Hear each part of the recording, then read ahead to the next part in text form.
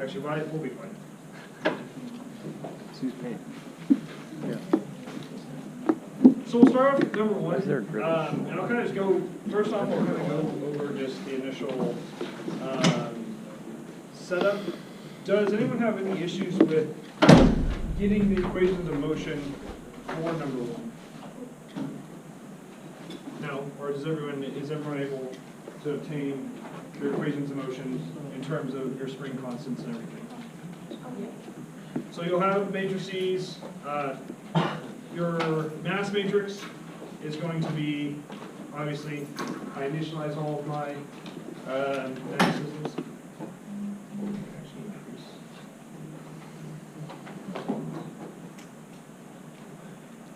But you just initialize your mass matrices and your spring matrices, and then that's where you're going to your M diagonal and your M and your K. Which, let me see. Is that large enough? No.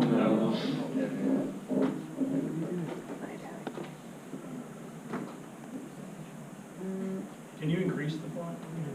I can. Does control scroll? I think control scroll. Negatively. Oh no. Can you also dim the lights? That's possible. Yeah, I could.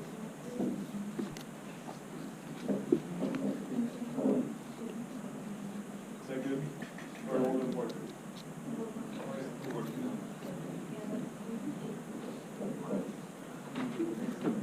I'm not sure. I don't carry those all the time.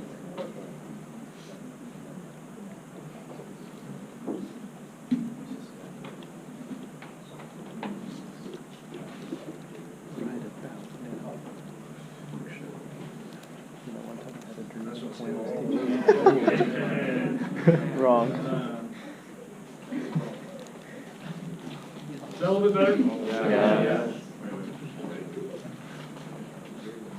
So, like I was saying, just your mass is up top, all of your spring coefficients, and then your matrices, which you get from your equations of motion from there. But if you scroll down, then we initialize our Rayleigh damping code, or C, which is just a combination of alpha and beta and the M and K. So just an equation.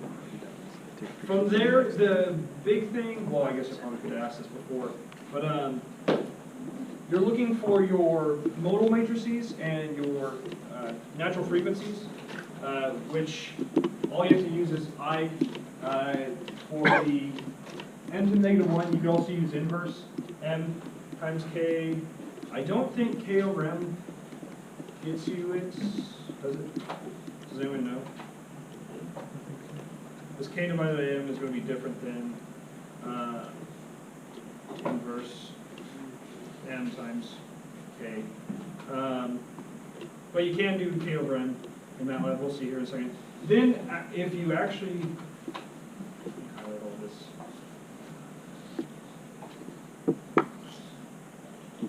If you run this without an absolute sign, you'll realize that the numerical method used for defining your eigenvalues spits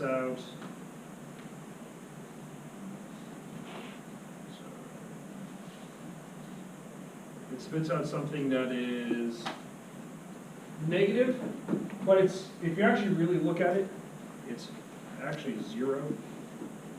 Null terms, which should be this term right here. It's 0, 0i, and if you actually pull this value, it's 0.8 to the 10 to the negative like 8th or 9th, and all that is a numerical error in terms of, well, it's various ways in terms of how it is. So the way you get rid of that is just to do absolute is all you have to do. You could do it other ways. You could set that element to 0, because it is 0, and it's completely fine to say it's 0. It's not wrong to say that it's not 0, because if you were to do that by hand, which I don't suggest doing, you find that it is actually 0. And continuing forward, you have your forces, which your forces are acting upon just the first cart, which again is part of the equations of motion.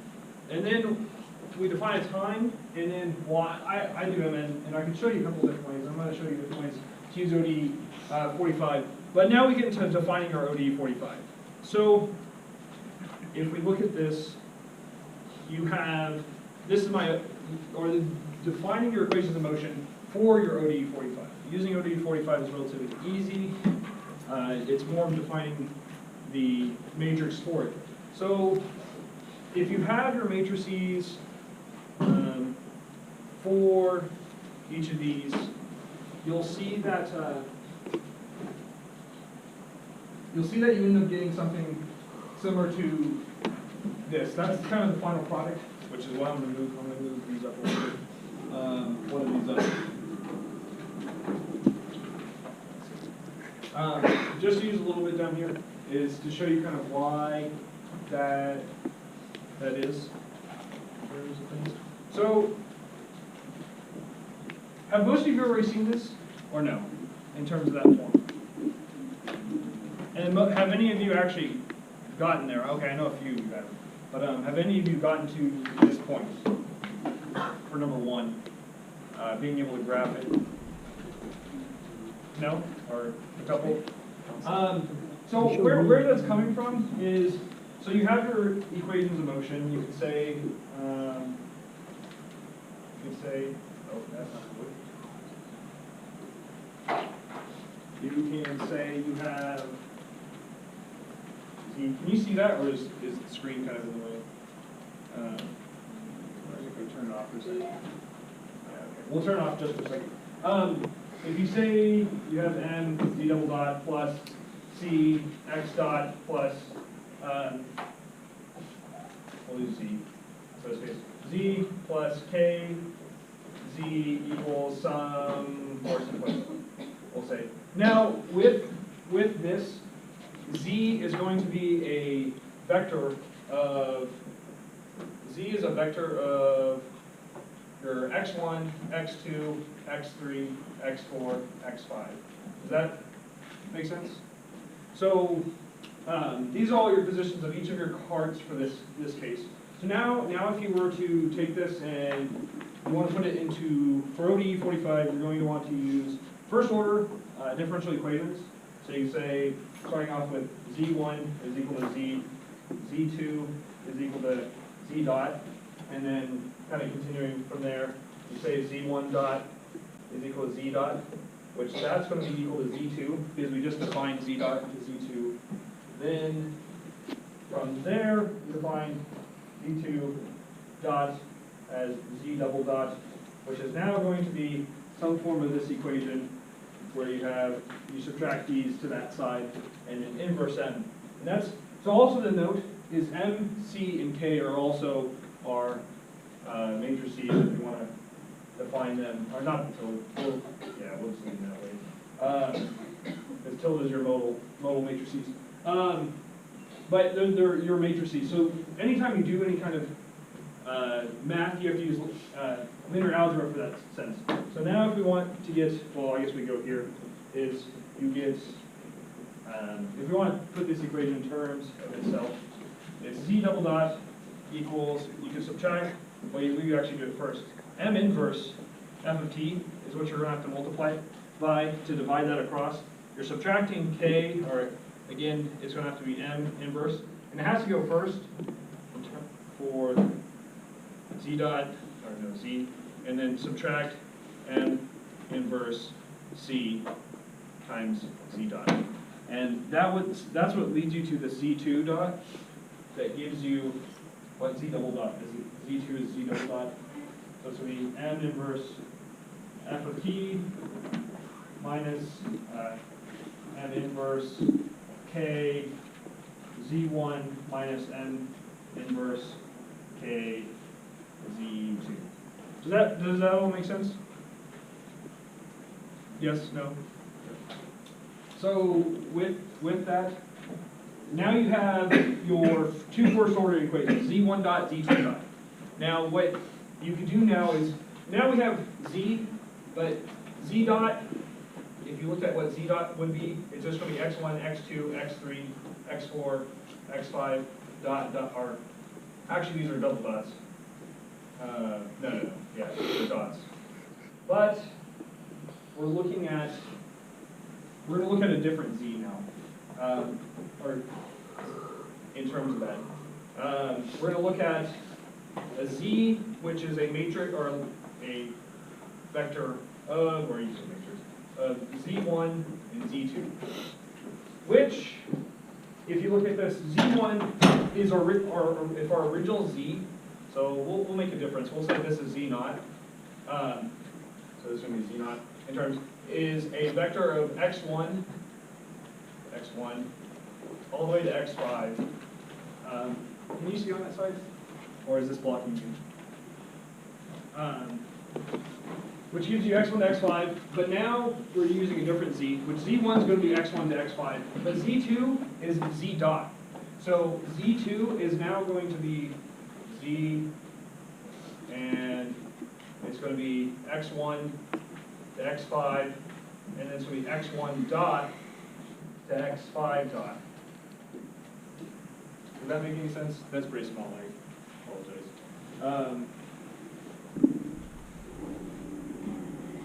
Does anyone have any questions about that yet? So,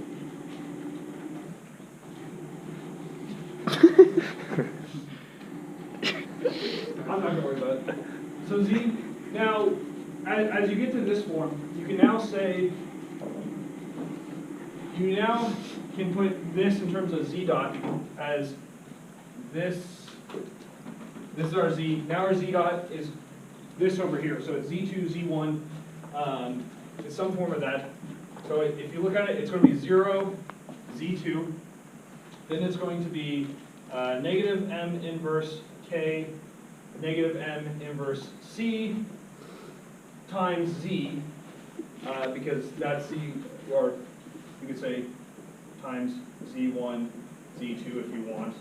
And then plus 0 times m inverse of your force, correct?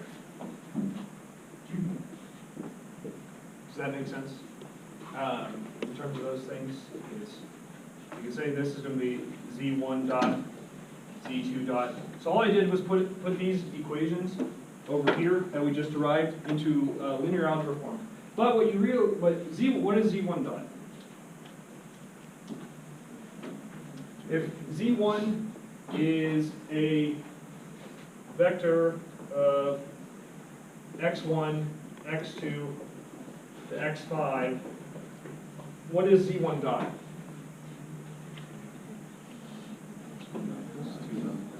So it's all of these dotted now, right? Which then is, you could say, that's technically z2. But what is z2 dot now? Or yeah, x double dot, which is z double dot, but it's going to be x1 double dot, x2 double dot. So this is your acceleration. So now you have your velocity, and now you have your acceleration components of all of your cars, is what that represents. And then now you're looking at them in terms of your position and your velocity for those things. So, and that's how you get those first order equations. But since these are 5 by 5s, and well, they're 5 by 1s, so they're 5 rows, 1 column, etc. Your matrices are all, this m inverse times k is going to be a 5 by 5, m inverse c is going to be a 5 by 5, and they have to be symmetric. Well, m and k don't have to be symmetric, but they have to be the 5 by 5 for the linear algebra to work out. And what you'll find out is, and this is z, if this is z2, this is technically 1, is what you'll find that you're going to have you have to have a 5 by 5 row matrix up here, a 5 by 5 identity matrix here, and then a 5 by 5 and a 5 by 5. And that's kind of the easiest way to do it without expanding this out really big and making it large in terms of this. So literally what you can do in MATLAB is you literally write this function as your equation of motion. So now you know it's 0, I, and then you have your M inverse K and your M inverse C, and then you have 4. So if we say this is our EOM, your equation of motion is going to be a function of t and y for all general purposes, or t and z for this case. With that in mind, you have time, which is a component because this is going to be dz dt, and then z obviously is this component here, which is our position. That's why you have to initialize for ODE 45. You have to have a set of initial conditions, which are it's going to be this is going to be all x naught or x1 naught all the way to x5 naught. Then it's going to be, if you want to say put it in velocity, v1 naught or v1 naught to v5 naught is really what you're looking at. So you're going to look at your 5 initial positions and your 5 initial velocities. You're going to put it in here, and that's what ODE 45 is going to integrate that numerically to that form. I'm trying to think. Does that still make sense to some extent? Can you turn on the board lights? It's kind of hard to see the board from back here.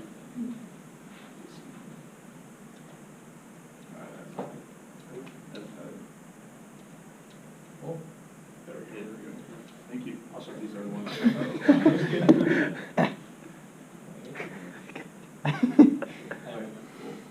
think there we go. There we go. Right.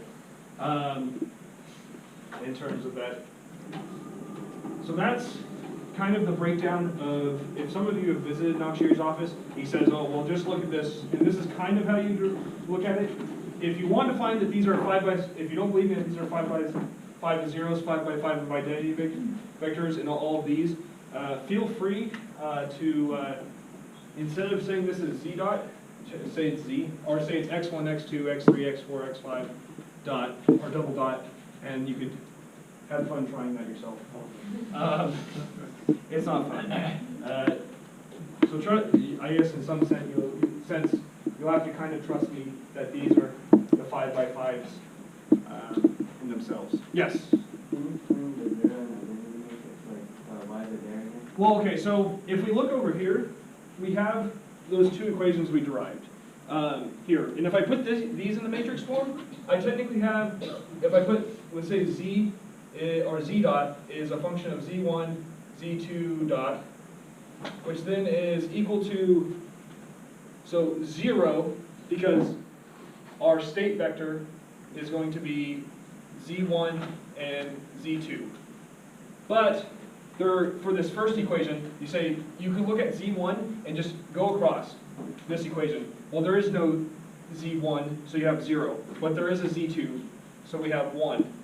Now, we go down, we look at z2 dot.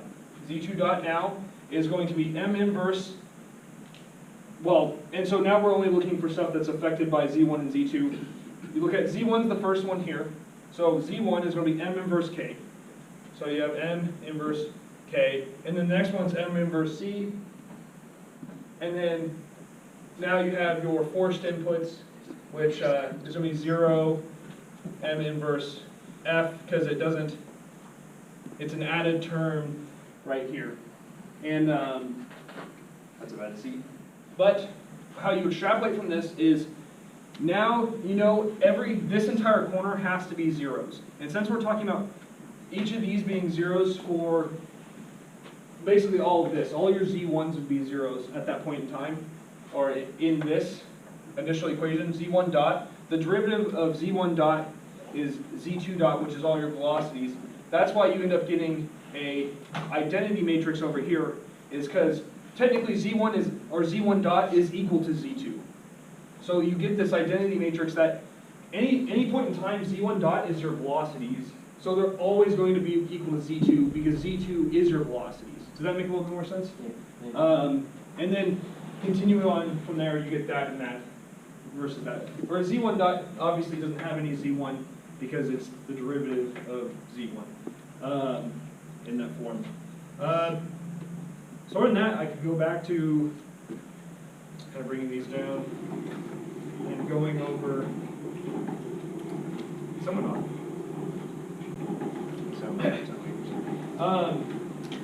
Going over the MATLAB code. That's the basis of the equation of motion for those. And you'll see that you literally could write that one equation directly into,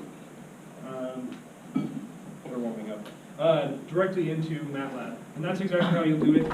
I wrote mine fairly generalized, and you'll kind of see why I did that or how I did that. You don't have to do it that way. So mine, you could plug in any mass matrix, any C matrix, K matrix, and force to some extent. Force is where it gets a little bit different, and you'll get it. And see, zeros is what so that's that zero matrix.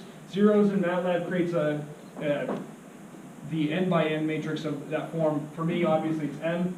And the reason I got this m is from the size of the mass matrix, because you know that your zeros, I, and identity matrices are going to have to be the same thing as our, the same size as our M matrix. And then, so that's how you create the 5 by 5 of zeros, because M, this little m will be 5 because the mass matrix is a 5 by 5. Then I is our identity matrix. Then you just use your negative m inverse k, m inverse c, and you just multiply it by z. And see what I was saying? Your EOM, yes, I put it as a function of all these other variables, and I'll talk about why. And then, because I need those variables to pass without passing globals in, and I'm not a big fan of globals, because if you start writing multiple codes and implementing them, and start using other things, you may not notice that you're using a global. So that's why I do that. But then it's multiplied by that z. And so there's that z. Obviously there's no time necessarily in this, but we already know it's dz dt. And then here is our force vector, where the first part is all zeros, m by 1, because it's going to be a 5 by 1. And then inverse m times f is also going to end up being a 5 by 1, is what you'll see. And so it's fairly generalized in terms of those. I also added m, c, k, and f as inputs. And so kind of some ways to look at that is we'll go back up to ODE45. So ODE45 is going to numerically integrate this. You have to declare in ODE45 what variables I'm actually taking from this equation of motion. So if you could define it this way, at ty, eom, ty, mckf, and these are, you're passing the mckf from your code into ODM45 into the equation of motion, and then define your time span in your initial conditions, which our initial conditions are 0 for this, and we have an applied force. Another way of doing this here is getting rid of this, doing EOM, and then doing this, and then typing MCKF over here. And so that knows, but your equation of motion still has to be defined with MCKF down here. Does that make sense? So now you're passing, instead of making globals, you're passing these off to your equation of motion. And then make sure you put this here, because that's your options. So ODE45, you could insert various options. So, I mean, if you want some options, you could throw it in there. This is that. And now I could actually plot this, run the code, and we should see this. I animated it for fun. So you can actually see the motion as, so ultimately you see that they're diverging. And why are they diverging? The main reason they're diverging is because you're applying a force to a single train car. So think about a train. Once the engine starts up, where does it go? Forward.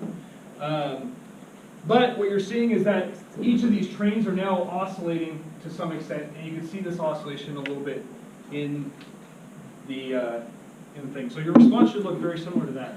So does anyone have any questions about this? Or yes? So could you explain your initial conditions and how you determine them? Well, initial conditions is literally just it's going to be a 10 by, oh yeah, 1 times 2 times n. So again, I did size just so you can put in any mass matrix, but it's going to be it just has to be a vector. It could be either a column or a row vector, just because ODE45 turns into the same thing. But it has to be, it's going to be all your initial velocities and all your initial positions. So for a train car, you have all your initial positions for this are 0, because we're starting at 0 for rest. And then all your initial velocities are 0, and then you're applying some force. So all of your initial conditions for this are going to be since you have 5 cars, you need 5 x's and 5 velocities, and then you get your initial conditions as being a zeros vector. Does that make a little bit of sense? Obviously, if your first car had a little bit of velocity, or they all had a little bit of velocity to them, then you'd input those in terms of that, and you'd get your initial conditions from that too. Any other questions on this? So we'll kind of move to the next problem. I use a very similar setup. I believe this is two pendulums, correct? With a spring between them. So what you're going to find with that is, again, you'd have to work out your initial equations of motion for the system using, I believe I used Lagrange when I did this problem. So because it's a fairly easy system to use Lagrange in. Then he says to use Rayleigh dampening up here in forms of alpha m in terms of that. Then from there you can find your modal, or well actually prior to that, he asks you to find the natural frequencies and natural modes, and you can find your, just using I here, like I did here, again, inverse m times k. AI is your natural modes, lambda is your, actually that's your squares of the natural frequency, and then you can square root this one. I didn't put absolute sign, but if you want to be consistent, you could put absolute sign to get rid of that. Then he gave us the alpha, and then so alpha is going to be equal to 2 times omega n. Well, actually, no, I derived the equation for alpha from that. But then you can find your C matrix. And then you have your tilde matrices, which are just the transpose. You could literally just type in, instead of doing dot, the tilde, you can just type in transpose, AI, if you want. Defining your T-span again, and then running this. See this time where you have again over here where I have all my things that I'm going to be entering into my equation of motion. So now we'll kind of come down to my equation of motion, and I literally just use the same equation of motion, kind of, in that sense. Which I guess I never did the actual modal response. This currently is only the, well, I got close to doing the modal response. This currently is only the non-modal response because we have that force, and so it's going to end up being very similar to this over here. We have mk, mc. I just realized I had that if you really want to be accurate. But your force is going to be different. So I put force of time. So now your force is, it's 0.2 times this times 0. You all may know, but I'm not exactly sure how I can implement cosine omega and t directly into my matrix without making it a symbolic matrix. So I had to come down. I imported my force into this. I also had to import my omega n, which I guess I could have talked to Naqshir a little bit about that in terms of, I realized that if you look at this code, or ask what he wants, it says omega 1. Do you know where he defines omega 1? I'm just assuming, at least in my code and my solution, I just assumed omega 1 was the natural frequency. It was just saying that we're forcing the first one at the first natural frequency. Yeah, that's what I kind of thought. I never got to ask him. But, so it's the same kind of similar thing. If you want to know how to use subplot, this is how to use subplot. And then I could run my code, except for I think we'll get 2 plots. I didn't animate this one. We get 2 plots looking like this currently. And so eventually it's going to come to a point, even though there's dampening in the equation, and that I believe is your force is going to build up initially because it's going to be resisting that initial force cosine, and it is eventually going to be oscillating at that frequency with some amplitude, even though you had dampening, because it's going to come to an equilibrium state. So you can see your transient within the first 10 seconds or so, and then now you have your steady state solution after that. Is that also pretty straightforward? Yes. So that for part A, it says something about assumed damping C1 and C2. That doesn't affect anything. Well, no, it does, because if you look, it takes time to build up. And that's the added resistance in there. And so it's going to, ultimately what it really affects is it's going to affect this final value that you come to. So you converge to some final oscillation amplitude. Because you're always forcing it. Throughout this problem, you're forcing it. So that's like if you were going to pull like your backpack like this. At some point in time, even though there's here, it's going to come to a point where it's going to oscillate at the same frequency that you're oscillating it at. Does that make sense? Along those lines, sort of thing. Any other questions about this?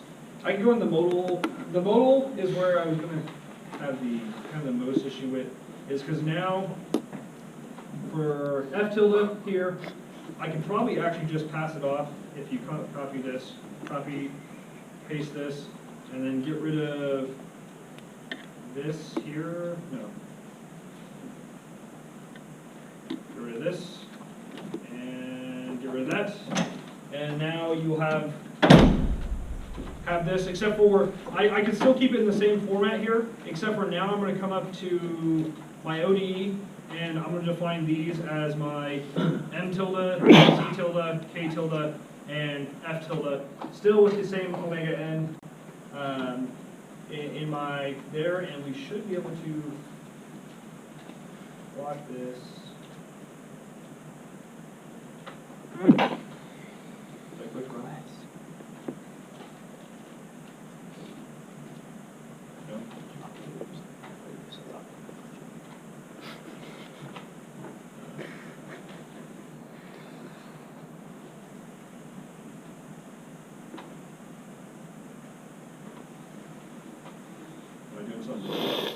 Is the graph from your previous one still open? I don't think so. Oh, there we go. Well, because we just defined two different functions called EOM, EOM2, EOM2. Now it should run. And so now, well,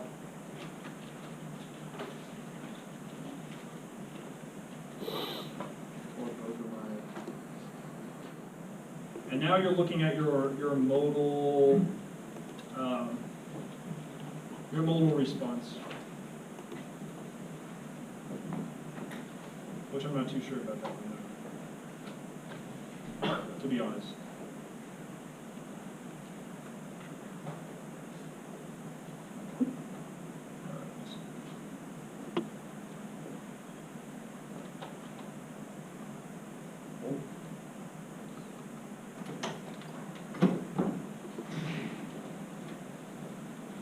So it just, that says it diverges in some form, irregardless of, because if I shorten this, you'll see that you have the same response, irregardless, because if you saw that this one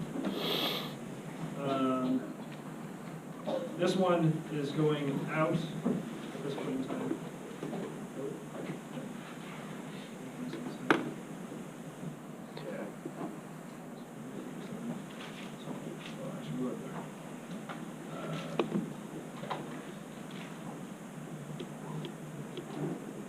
So don't take me as that's the response.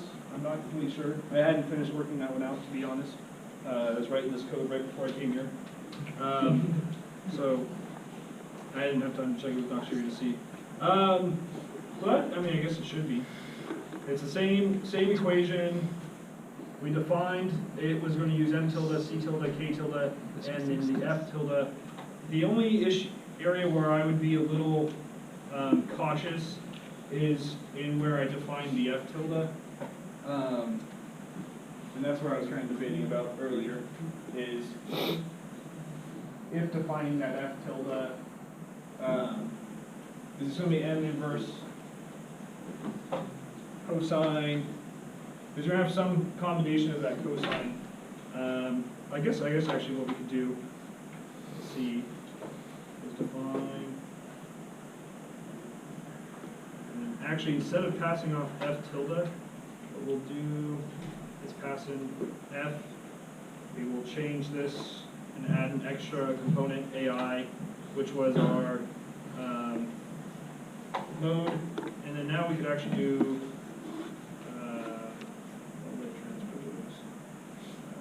AI, right? Multiply. So it should be, if it gives us the same response.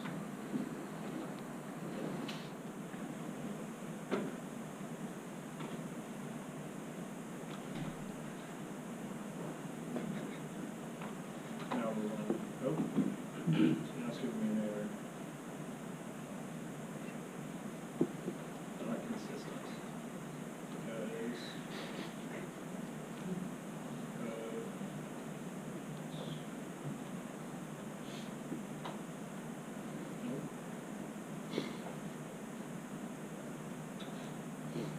so I'm not necessarily sure about that at this point in time, to be honest, but maybe I am. Yeah, there we go. So I would say that is your actual response. It's because now I've defined my F matrix inside of here. Instead of using the F tilde I put in and transposing to here, it's UT transpose the F, then inverse M times that will give you your response, and there's your response. Any questions on kind of what I did? Yes. On line 68, can you break down this, how you constructed that array right there? It looks like it's 2 by 2 with then two columns or two rows. This one? Or the piece, the inverse M and then 0. Okay, so that's what I did. That's what. So if you look at the force, what it is it's going to be this force right here, which that's what I defined here. Inside of there, I had. So if you look, I defined my force 1 as that 0.20 because you can't put that cosine into your matrix there, and so I'm pulling the first element, and I could put F2 here also. I could put F2 is 0, so I just put it as 0 already. And I can multiply by that cosine, omega n1.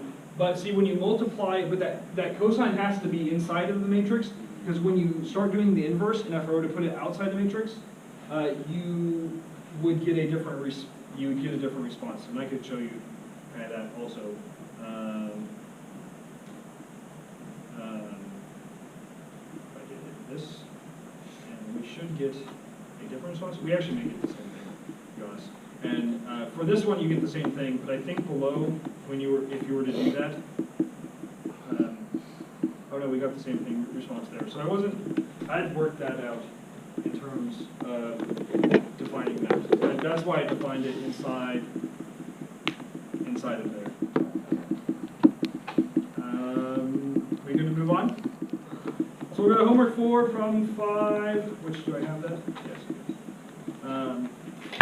Which is your more recent solution. We'll come down to your equation of motion. This time I define it a little bit different. I didn't define it in the initial form because it's just a single equation, so it's a single degree of freedom system. So the response that's behind the screen directly applies. Instead of having to do M inverse, you could actually just divide. Or you get this omega n, or you can just use the omega n squared, kind of like you said to use. And then you can see at some point I was experimenting with the globals. But is that now you just define it again as this is your, you can call it like your A matrix, I guess. You have 0, 1, no, negative omega n squared. There's no response in the x2 relative because that's where your, if you had dampening, where the dampening coefficient would go. Then you have your F cosine omega t, which is your force response that it says, which is you're said to use in terms of that self. And from there, I just kind of run it through the conditions. Again, I'm passing off the initial f, the omega and the omega n into the equations and going through that. Yes, now, has he passed that homework back? Yeah, I can, but I mean, overall, I guess you've realized that you've either had it or not had it in terms of things. But ultimately, these are kind of the graphs that you're looking for each other. Is these four graphs, and what you see is, I mean, just your general response with these conditions. Then you have beating, which is when your omega is moving towards your omega n. And then what you have is divergence once you really get closer. The closer and closer you get, the biggest thing to note, yes, this frequency changes here, but the biggest thing to note when those two converge is the amplitude. The amplitude goes through the roof. You'd have destructive interference is what you kind of see in terms of that. You'll have, I mean, if you want to talk aero elasticity like Dobbs, your plane wings will fly off, buildings fall, whatever you want, I guess. Do you have any questions? So I don't have the homework 3 problem, what is it? Single degree of freedom code for homework 4.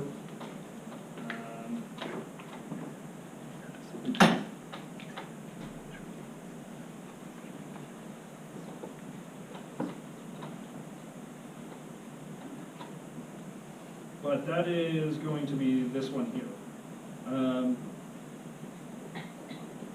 Which the biggest thing for this, and I'll kind of go through that, is writing your equation of motion again. Your equation of motion is relatively trivial in the fact that what you're looking at is just a normal system. I mean, it's just this again, except for then it's going to be force divided by mass, your k divided by m, and your c divided by m in terms of that. Or you could define it in terms of its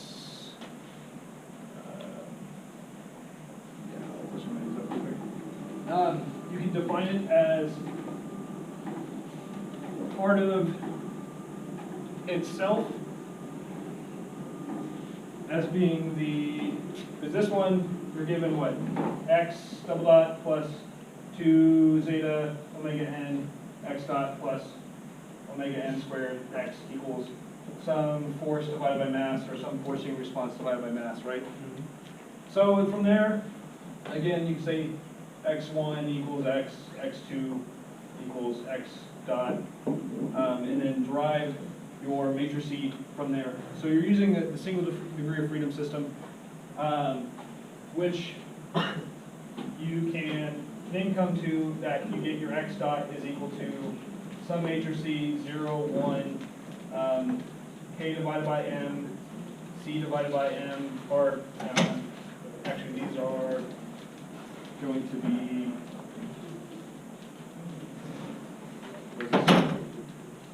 omega n squared 2 zeta omega n times x plus 0 force divided by m, if you want to say that. Yes? So with that, the biggest thing you have to define is your time constraints, because you're looking at a force that is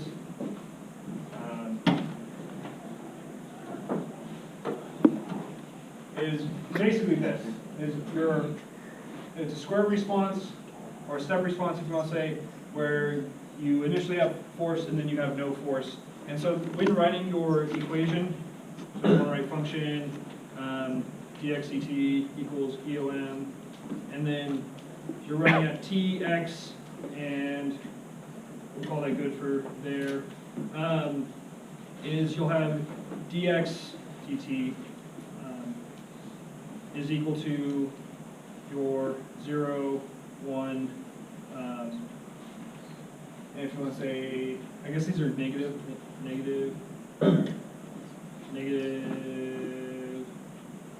omega n squared minus 2 times zeta times omega n would be your times x, oh, I guess we could define this up here. Times x plus 0 f naught, if you want to say f naught divided by m if you're given a mass, but I don't think you are. You're just given that initial force. So you can say that's your response, except for you have to define what. So if you say if t is greater than t0, this is the biggest thing. You say f naught is going to be equal to 0 because that's the response, and then else t is equal to, or f0 is equal to whatever force that's supposed to be, and then you could, we'll say 5 right now, and you could end, and then now you have your if-else statement in your equations of motion, and you use the same process, and you plug those equations of motion into OD 45, and you'll get your response, which I guess we could try.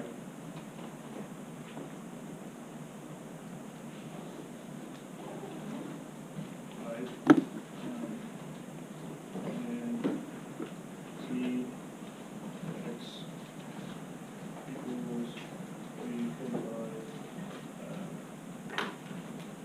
s un, find some t span, we'll find some initial conditions, and we'll go ahead and define we need zeta, omega n, and some force. Is what you need. And then we could define zeta. You all know what zeta is.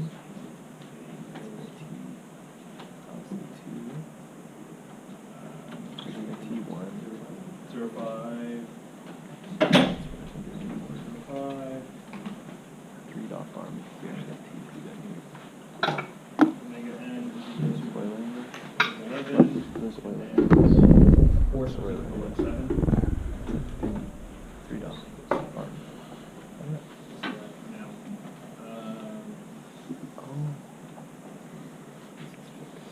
and this should run. This grabs something up here. Oh, why should fly? Pushes something here. Grabs something. Screws the lid on. Many times can figure out how to optimize. It's as small as possible for these and make it as small as possible to work so you just move over. T-span. And then towards it's something similar for SMAP. So you actually did the doing design for SMAP and it wanted an award.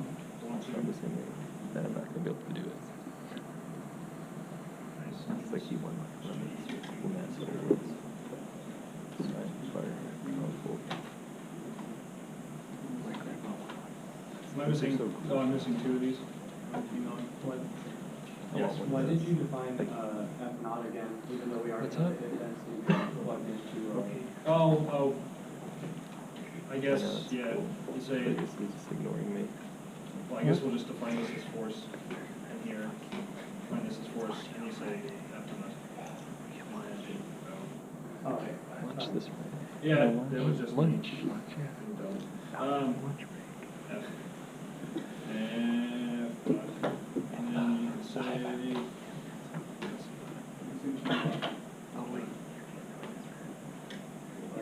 Oh, yeah. And then T naught.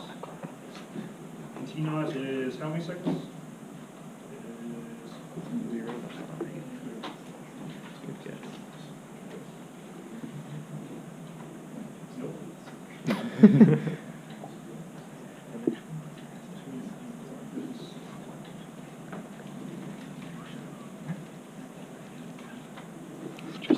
And then there would be a response. You plot down subplots That doesn't look right. and such. Other than that, I guess that's about it. Hopefully that answers some of your questions. We went through it all. Any other quick questions or no?